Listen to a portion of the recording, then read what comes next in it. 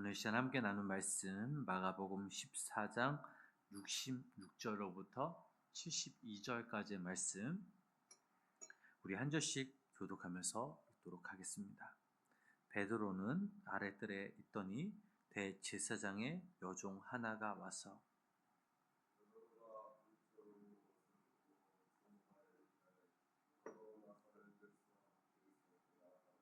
베드로가 부인하여 이르되 나는 내가 말하는 것이 무엇인지 알지도 못하고 깨닫지도 못하겠노라 하며 앞들로 나갈세.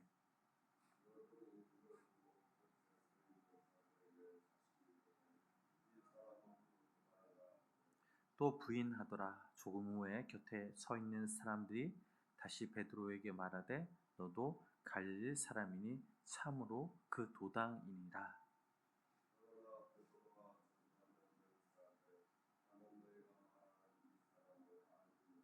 함께 읽겠습니다. 닭이 곧 두 번째 울더라. 이에 베드로가 예수께서 자기에게 하신 말씀 곧 닭이 두 번 울기 전에 내가 세 번 나를 부인하리라 하심이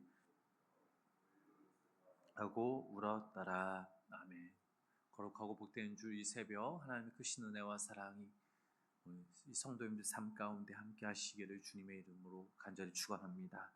오늘 본문 말씀을 읽어보면 저희들이 너무나도 잘 아는 말씀 베드로의 그 예수님 부인 사건을 소개하고 있습니다. 성경에서 이 베드로 성격을 보면 그는 다혈질에 가깝습니다. 그런데 이런 다혈질의 사람들은 쾌활하고 밝으며 수능적이며 타협적이며 기분이 쉽게 변한다고 합니다.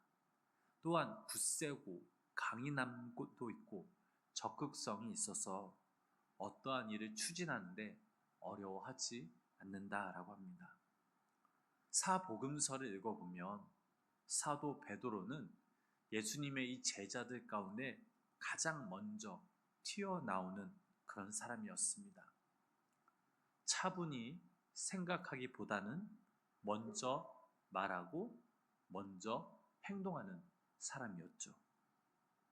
예수님께서 베드로에게 당신이 잡히시는 그날 밤 닭이 두 번 울기 전에 주님을 세 번 부인할 것이다 라고 말씀하실 때 베드로는 주와 함께 죽을지언정 주를 부인하지 않겠나이다 라고 주님께 힘있게 말했습니다.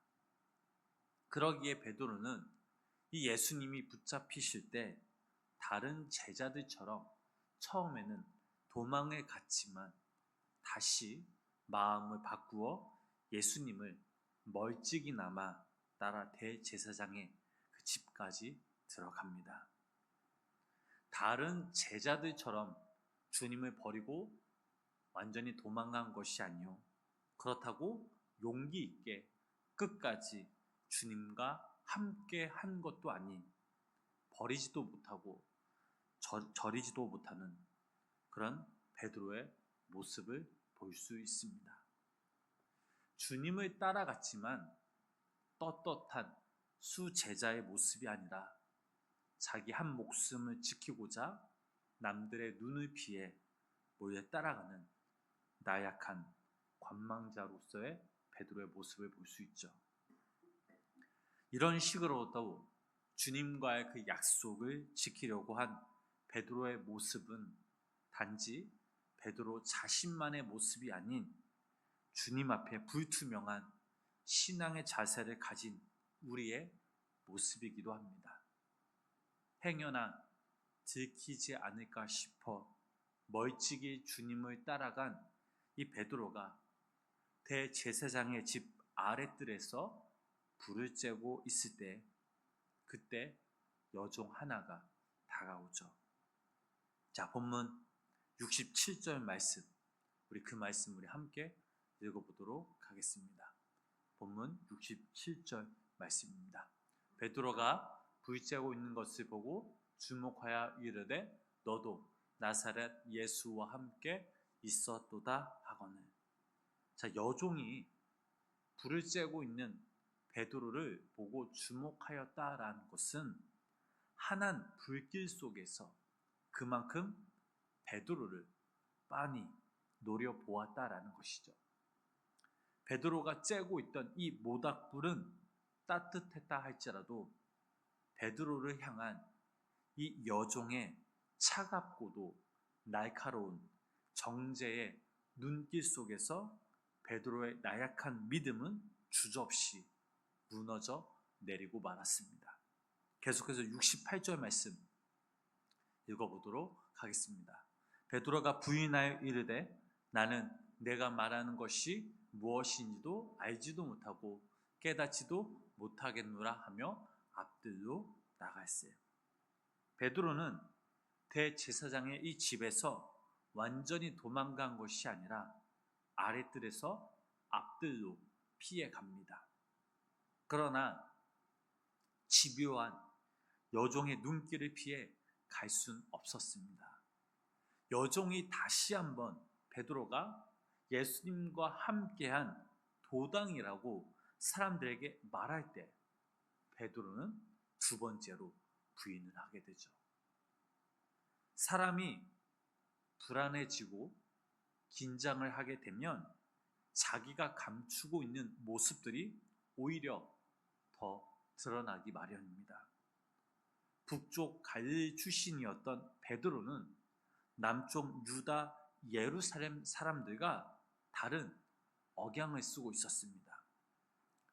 불안하고 긴장한 나머지 베드로는 자신도 모르게 갈릴리의 억양이 툭 튀어나왔습니다. 그러기에 본문 70절 말씀을 보면 베드로의 곁에 서 있던 사람들이 베드로의 억양을 보고 이렇게 말하죠. 또 함께 읽어보실까요? 또 부인하더라. 조금 후에 곁에 서 있는 사람들이 다시 베드로에게 말하되 너도 갈릴 사람이니 참으로 그 도당이니라. 너도 갈릴 사람이니 참으로 그 도당이니라 라고 말합니다. 이에 베드로는 드디어 세 번째로 예수님을 부인하죠. 그러나 이번에는 그냥 부인한 것이 아니라 저주하며 맹세하여 부인을 하게 됩니다. 마태복음 10장 32절부터 33절 말씀에서 예수님이 이렇게 말씀하시죠. 함께 보실까요?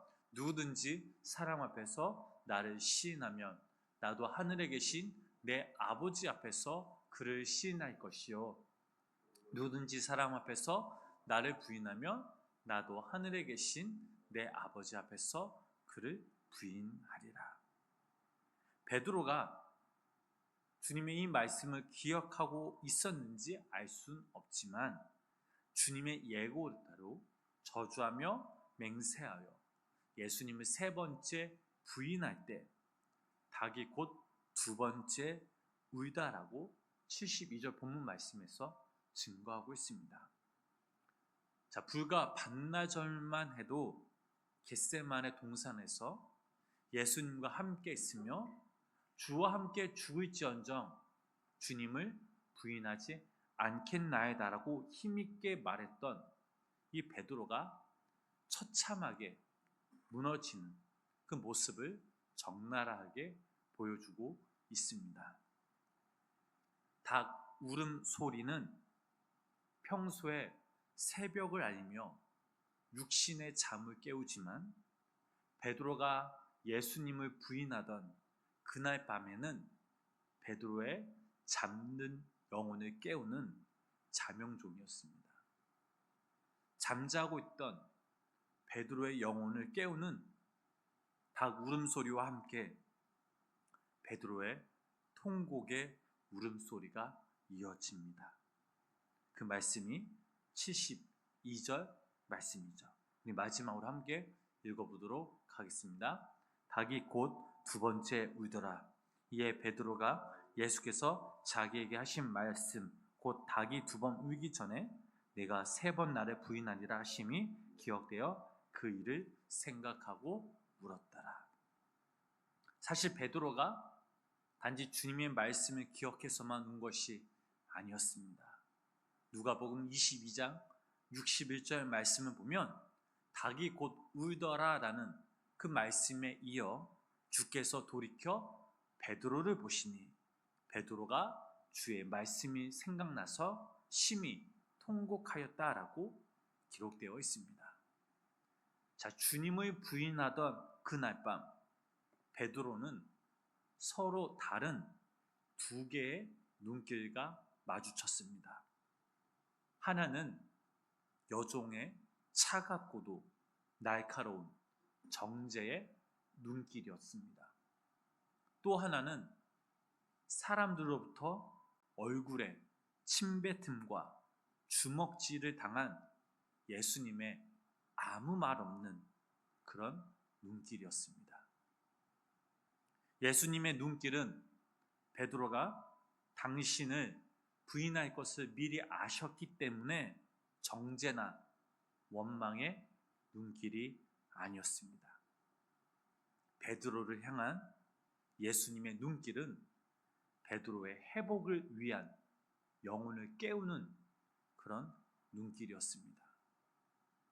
예수님께서는 베드로가 당신을 부인할 것이라고 예고하시는 말씀에 앞서 너는 돌이킨 후에 내 형제를 굳게 하라라고 말씀하신 것처럼 베드로가 회복될 줄을 또한 아셨기 때문이죠. 나락으로 떨어진 최악의 이 베드로의 모습을 외면하지 않으시고 주는 그리스도여 살아계신 하나님의 아들이라고 고백한 이 베드로의 최고의 모습을 여전히 기억하시면서 베드로를 바라보시는 그 분이 바로 우리의 구주가 되시는 예수님이십니다. 사랑하는 우리 성도 여러분, 우리가 이 땅을 살아갈 때 감히 그리스도인이라고 말할 수 없을 정도의 최악의 상황에 빠져 있을 때 사람들의 차갑고도 날카로운 정죄의 시선과 손가락질을 우리에게 던지는 그때에도 주님은 여전히 우리의 신실했던 그 모습을 기억하시면서 우리를 바라보고 계심을 믿으시기를 바랍니다. 주님은 십자가로 가시는 그 길목에서 당신을 부인한 이 베드로를 여전히 포기하지 않는 눈길로 지극히 바라보셨습니다. 예수님의 그 눈길은 예수님을 멀찍이 따라갔던 베드로를 회복시켜 다시금 가까이서 예수님의 가르침을 따라가는 삶을 살게 하였습니다. 그러하기에 오늘의 초라한 모습, 우리의 모습 가운데서도 과거에 우리의 신실했던 우리의 모습을 여전히 기억해내시며 우리로 하여금 다시 주님께 믿음으로 또 용기로 나아갈 수 있도록 우리를 바라보시며 인도하신 분, 그분이 바로 우리의 예수님 되십니다.